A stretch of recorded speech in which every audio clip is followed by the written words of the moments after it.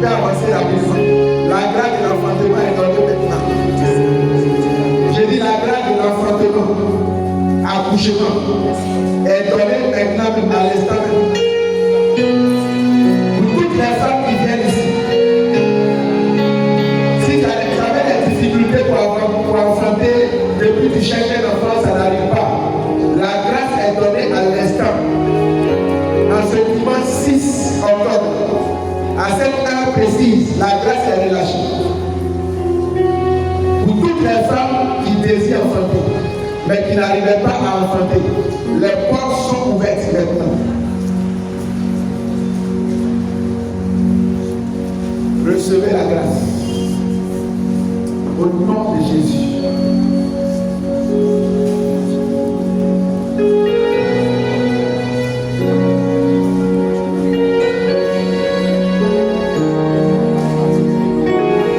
Recevez la grâce. La grâce est la première. Prenez la grâce.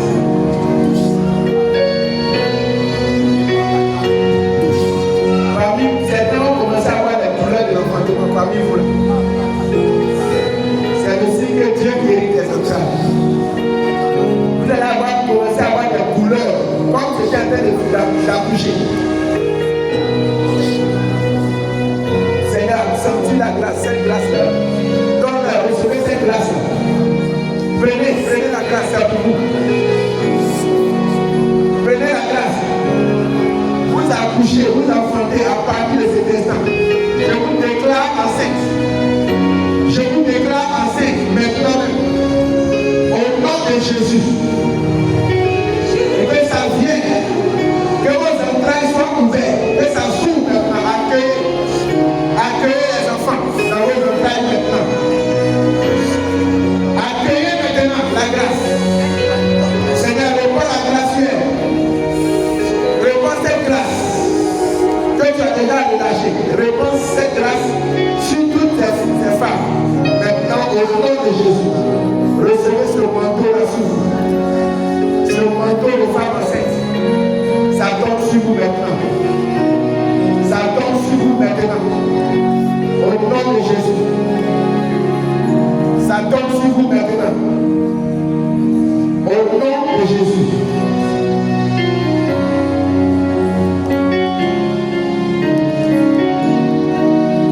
Recevez la grâce. Maintenant. Recevez la grâce. Recevez la grâce maintenant au nom de Jésus.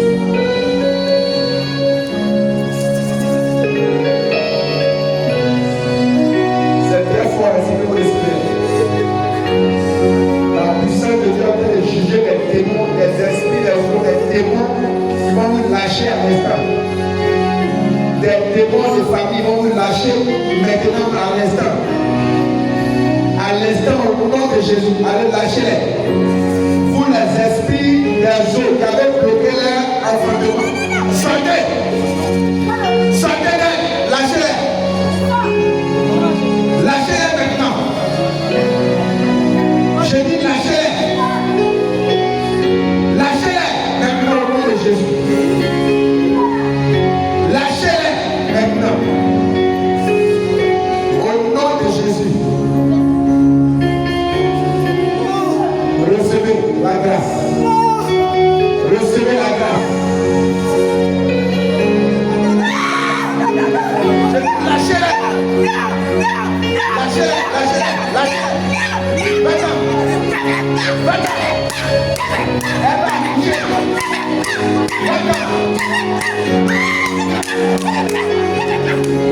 Laissez-la, laissez-la! Elle va bouger! Elle va bouger! Un voleur! Que le feu vous réprimande, que le feu, Seigneur, que ton feu réprimande tous ces esprits mauvais, ces esprits impurs. Je dis sortez, sortez, sortez maintenant.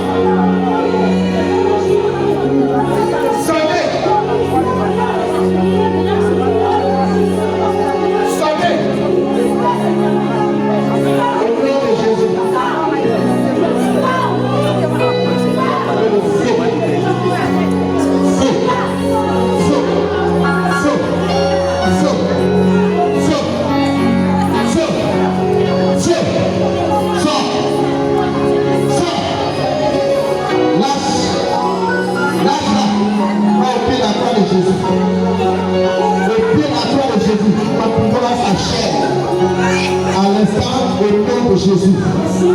Je te déclare fécond, enceinte maintenant. Au nom de Jésus. Et je sécurise l'enfant. Tous ces enfants que tu vas avoir, je les sécurise dans le sang de Jésus. Aucune main, je dis aucune main ne peut bloquer ce que tu reçois maintenant. Ce que tu reçois maintenant, c'est très fort. Ce que tu reçois, aucune main ne peut empêcher cela. Maintenant, au nom de Jésus, reçois la grâce. Maintenant, Saint-Esprit, consacre-la pour la vie. Consacre-la, comme tu as consacré Elisabeth. Consacre-la au nom de Jésus. Merci Seigneur pour ta grâce. Merci pour ta grâce.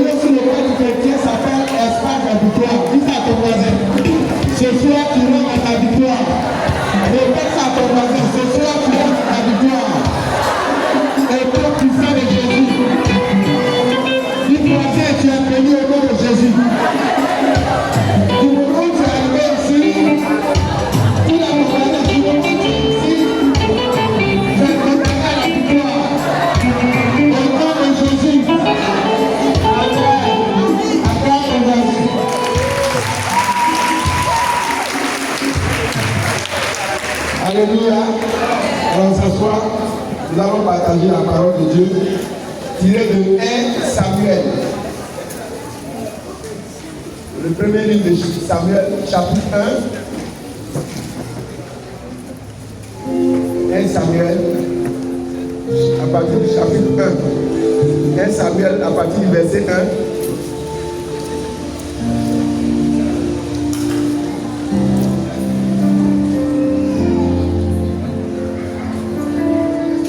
Allez lire le chapitre 1 rapidement. 1 Samuel chapitre 1.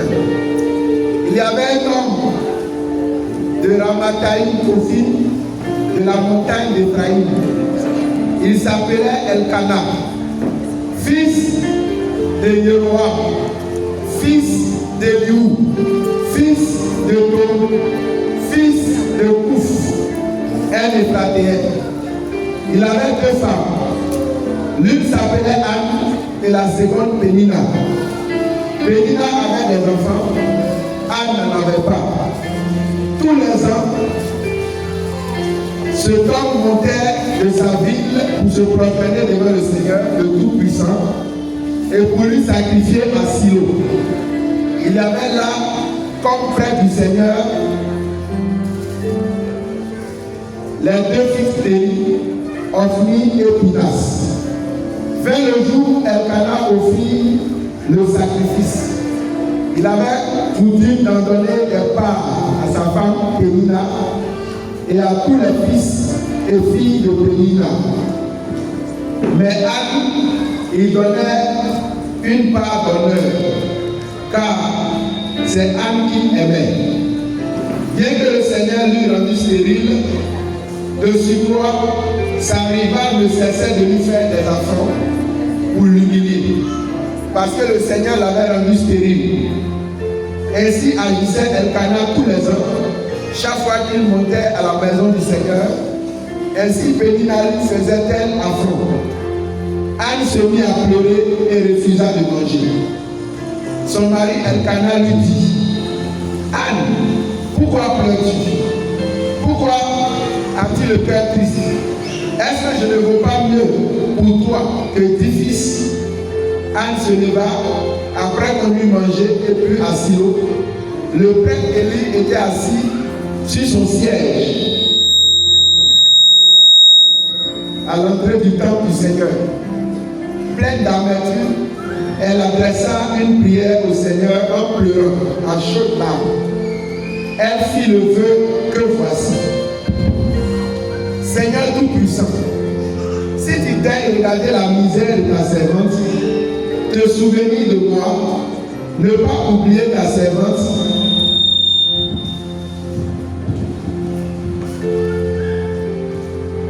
te souvenir de moi, ne pas oublier ta servante et donner à ta servante un garçon, je le donnerai au Seigneur pour tous les jours de sa vie.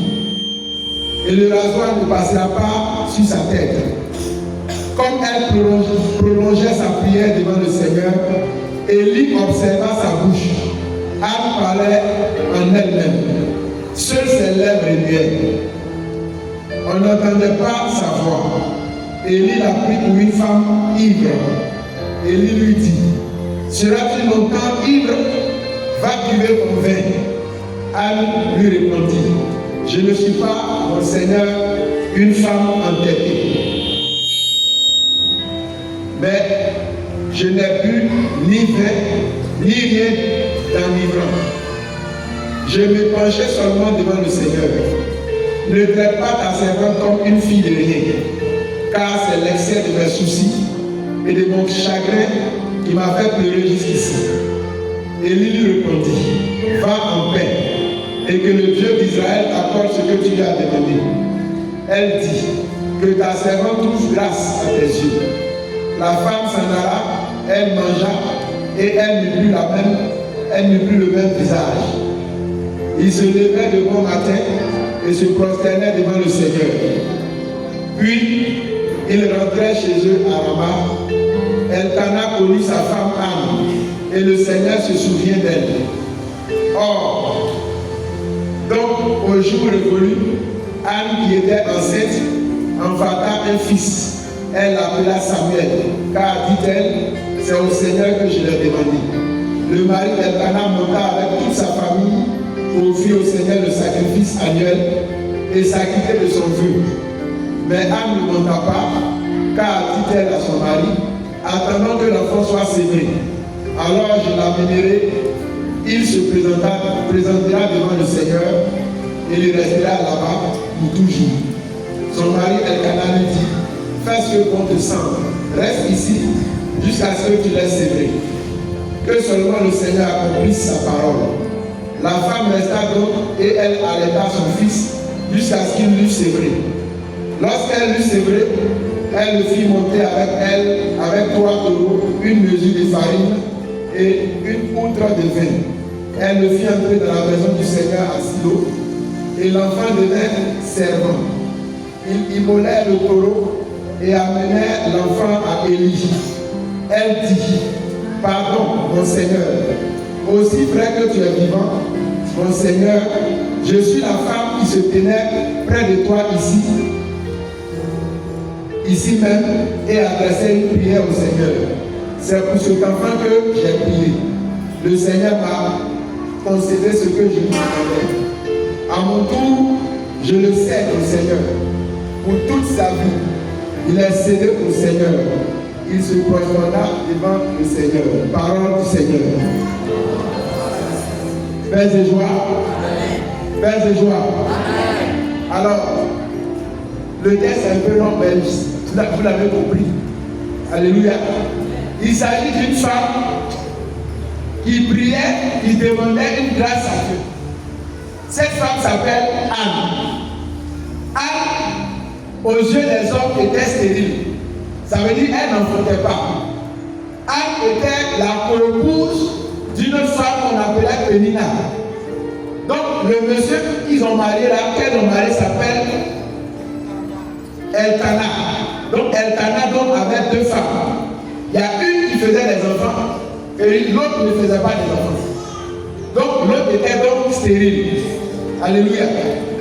Et celle qui faisait des enfants là, faisait des enfants à la femme qui n'enfantait pas. Elle se moquait, elle insultait celle qui n'enfantait pas.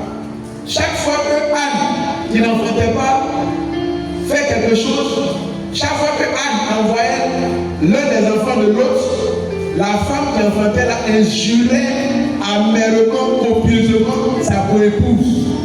Elle insultait. Est-ce que toi, est-ce que tu sais comment on fait un enfant?